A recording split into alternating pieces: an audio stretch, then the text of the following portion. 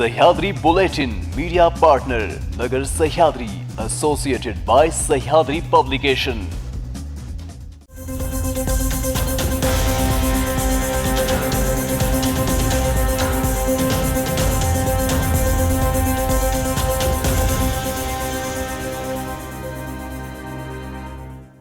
प्रेक्षको नमस्कार, मी दिशा। न्यूज 24 सह्याद्रीमध्ये तुमचं स्वागत। पाहूया देश विदेशासोबत राज्यातील महत्त्वपूर्ण बातम्यांचा आढावा सह्याद्री बुलेटिन मध्ये।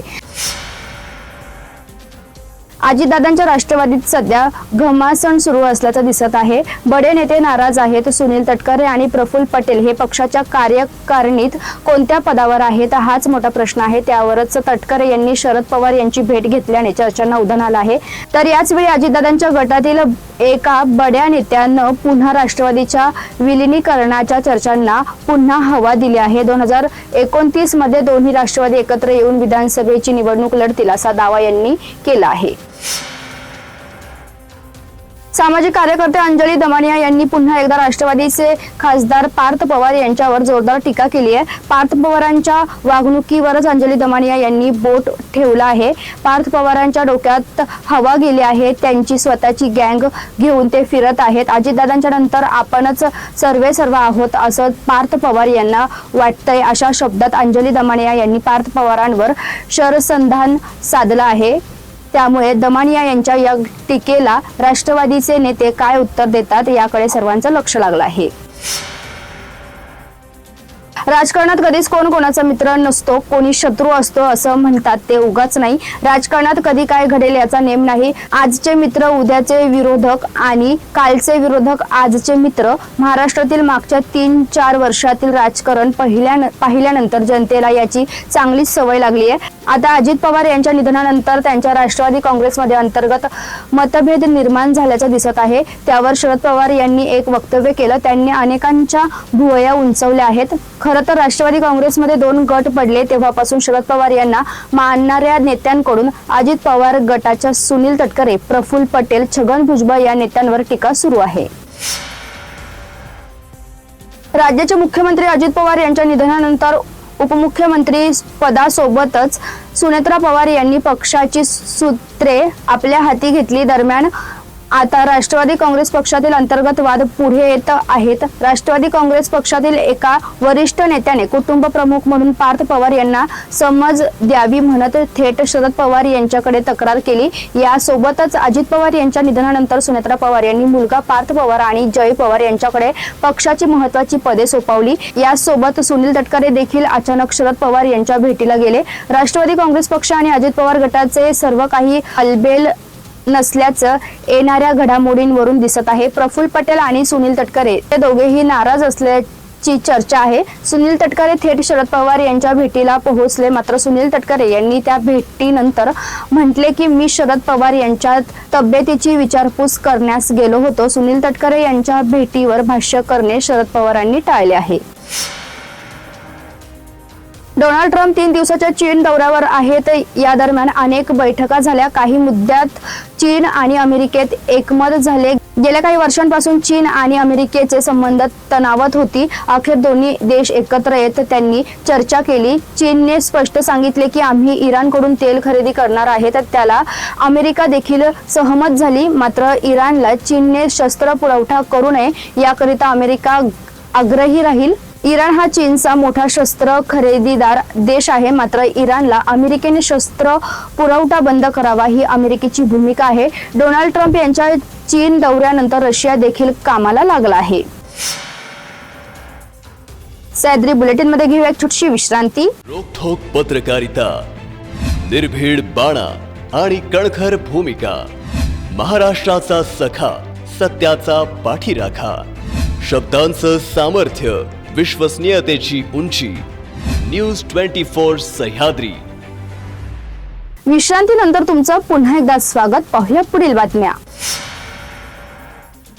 पश्चिम आशियातील युद्धामुळे आणि अघोषित संघर्षामुळे ऊर्जा संकट कायम आहे. भारताला त्याचा फटका बसला आहे. अपेक्षाप्रमाणे 5 राज्यातील निवडणुकांनंतर देशात पेट्रोल आणि डिझेलची दरवाढ झाली. पेट्रोल आणि डिझेलच्या दरात प्रति लिटर 3 रुपयांची मोठी वाढ झाली आहे. त्यामुळे देशात संतापाची लाट उसळली आहे. जागतिक बाजारात कच्च्या तेलाच्या किमती भडकल्या आहेत. हॉर्म्यूज समुद्रधुनीतून कच्चे तेल आयातीला फटका बसल्याने पेट्रोल डिझेलची दरवाढ झाली आहे. दरम्यान या संकटावर मात करण्यासाठी आणि कच्च्या तेलाचा पुरवठा सुरळीत करण्यासाठी भारताने एक मोठा पाऊल टाकला आहे. परिणामी लवकरच इंधन दरवाढ मागे घेतली जाऊ शकते अशी चर्चा होत आहे.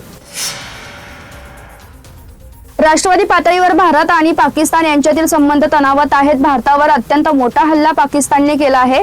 पहलगाम मध्ये पर्यटकांना टार्गेट करत हल्ला करण्यात आला. त्यानंतर भारताने पाकिस्तान विरोधात कडक भूमिका घेतली. आंतरराष्ट्रीय व्यासपीठावर दहशतवाद्यांच्या मुद्द्यावर पाकिस्तानला एकाकी पाडण्याचे काम भारताकडून केले जात असतानाच भारताने सिंधू पाणी करार निलंबित करण्याचा निर्णय घेतला. त्याने पाकिस्तानला मोठा धक्का बसला. केंद्र सरकारकडून पाकिस्तानला स्पष्टपणे संकेत देण्यात आले की भारत सीमेपार दहशतवाद आणि जल सुधारणा मुद्द्यावर कोणताही समझोता करणार नाही. पाकिस्तानचे पाणीच थेट भारताकडून बंद करण्यात आले. या विरोधात पाकिस्तान सतत आंतरराष्ट्रीय पातळीवर वाद घालतोय, मात्र त्यांना कोणीही प्रतिसाद देत नाहीये. अमेरिकेचे अध्यक्ष डोनाल्ड ट्रम्प तब्बल 9 वर्षांनंतर चीनच्या दौऱ्यावर गेलेत. डोनाल्ड ट्रम्प यांचा चीन दौरा संपला आहे, मात्र या दरम्यानच धक्कादायक बातमी समोर आली आहे. डोनाल्ड ट्रम्प यांच्या विशिष्ट मंडळाने चीनमधून निघताना त्यांच्या विमानात बसवण्यापूर्वी सर्व मोबाईल, लॅपटॉप, हेडफोन आणि जवळपास सर्वच गोष्टी फेकून दिल्या. फक्त हेच नाही तर चीनकडून डोनाल्ड ट्रम्प आणि त्यांच्या शिष्टमंडळाला देण्यात आलेले सर्व गिफ्ट त्यांनी विमानात बसण्यापूर्वीच फेकून देत नष्ट केली.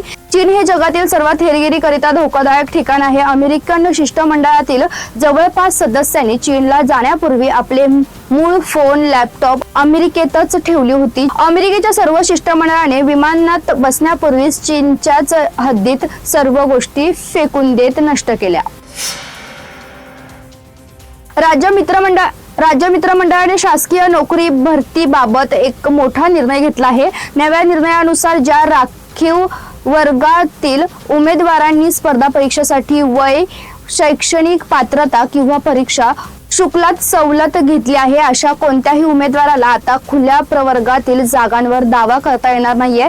त्याची निवड ही त्याच्यासाठी राखीव असलेल्या कोट्यातूनच केली जाणार आहे. याचाच अर्थ जर एखाद्या राखीव प्रवर्गातील उमेदवाराने कुठल्याही प्रकारची सवलत घेतली असेल आणि त्याला जर ओपन कॅटेगरी मधील विद्यार्थ्यांपेक्षा जास्त मार्क असतील तरी देखील त्याची निवड ही आरक्षित जागांमधून होणार आहे. यापूर्वी त्याची निवड ही ओपन मधून केली जायची. दरम्यान सरकारच्या या निर्णयावर आता संमिश्र प्रक्रिया उमटत आहेत. यावर आता ज्येष्ठ वकील गुणरत्न सदावर्ते यांनी पहिली प्रतिक्रिया समोर आणली आहे. भंडारा गोंदिया जिल्ह्यातील शेतकरी गोसेखुर्द प्रकल्पग्रस्त आणि बेरोजगार युवकांच्या प्रलंबित मागण्यांकडे सरकारकडून सातत्याने होत असलेल्या दुर्लक्ष विरोधात काँग्रेसने शुक्रवारी आक्रमक पवित्रा घेत भंडाऱ्यातील कारधा येथे वैनगंगा नदी पात्रात उतरून जलसमाधी आंदोलन केले. काँग्रेस प्रदेशाध्यक्ष नाना पटोले आणि भंडारा गोंदियाचे खासदार डॉक्टर प्रशांत पडोळे यांच्या नेतृत्वात पार पडलेल्या या सदर आंदोलनाने संपूर्ण भंडारा जिल्ह्याचे लक्ष वेधून घेतले होते. जलसमाधी आंदोलनादरम्यान शुक्रवारी पहाटेपासूनच कारधा परिसरात शेतकरी प्रकल्पग्रस्त आणि काँग्रेस कार्यकर्त्यांची गर्दी उसळली होती. दरम्यान सहभागी यांनी हातात फलक घेऊन घोषणाबाजी करीत घोषणाबाजी परिसर दणाणले आणि नदी पात्रात तरलेले आंदोलक. यामुळे वातावरण चांगलंच तापलं होतं. यावेळी शेतकऱ्यांना न्याय द्या, गोसेखुर्द प्रकल्पग्रस्तांना हक्क द्या, सरकार जागे व्हा अशा घोषणांनी वैनगंगा नदी काठ दणाणून गेला होता. यावेळी काँग्रेस नेत्यांनी सत्ताधाऱ्यांवर जोरदार टीका करत शेतकरी आणि प्रकल्पग्रस्तांच्या प्रश्नांकडे सत्ताधाऱ्यांकडून जाणीवपूर्वक दुर्लक्ष केलं जात असल्याचा आरोप केला आहे. अनेक वर्षापासून आंदोलने, निवेदन आणि बैठका होत असतानाही प्रश्न प्रलंबितच असल्याने संतप्त झालेल्या काँग्रेसने अखेर जलसमाधी आंदोलनाचा मार्ग स्वीकारला असल्याचं सांगितलं जातंय. यापूर्वी गोसेखुर्द प्रकल्पग्रस्तांच्या प्रश्नावर मंत्री गिरीश महाजन यांनी खासदार प्रशांत पडोळे यांच्याशी चर्चा करून मुंबईत बैठक घेण्याचे आश्वासन दिले होते. मात्र त्यानंतर कोणतेही ठोस निर्णय न झाल्याने काँग्रेसने सरकारच्या आश्वासनावर तीव्र नाराजी व्यक्त केली. फक्त बैठका आणि अविश्वासाने पण प्रत्यक्षात शेतकऱ्यांना हातात काहीच नाही असा आरोप आंदोलनकर्त्यांनी केला. हे विशेष काँग्रेसतर्फे करण्यात आलेल्या जलसमाधी आंदोलनादरम्यान वैनगंगा नदी पात्र परिसरात पोलिसांचा तगडा बंदोबस्त ठेवण्यात आला होता. तर कोणताही अनुचित प्रकार उघडू नये यासाठी जिल्हा प्रशासन अलर्ट मोडवर होते. सह्याद्री बुलेटिन मध्ये आपण इथेच थांबतोय. मात्र तुम्ही पाहत राहा न्यूज 24 सह्याद्री.